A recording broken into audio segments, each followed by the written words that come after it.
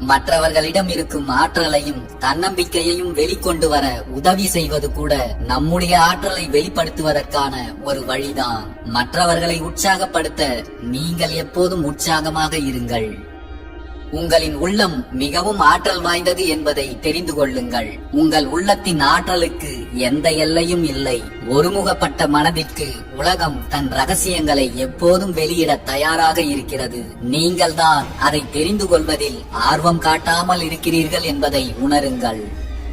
தன்னம்பிக்கையும் தைரியமும் உங்களிடம் அதிகமாக இருந்தால் உயிரும் மரணமும் பசியும் குளிரும் ஒன்றுமில்லாமல் போய்விடும். நீங்கள் அடைய வேண்டிய இலக்கு மட்டுமே உங்கள் கண்களுக்கு தெரியும். உங்கள் இலக்கை அடைவதற்கான வேலையை ஓய்வில்லாமல் செய்து கொண்டே இருங்கள். எதற்காகவும் அதை விட்டு விடாதீர்கள். முடியாது என்ற பேச்சு இனியும் வேண்டாம். அந்த வேலையை செய்து முடிப்பதற்கு துணையாக இறைவனே உங்களோடு இருக்கிறார். உங்களிடம் அந்த இறைவனின் பேராற்றல் குடிகொண்டிருப்பதை உணருங்கள். அதன் பிறகு உங்களால் முடியாதது என்று ஏதும் இல்லை.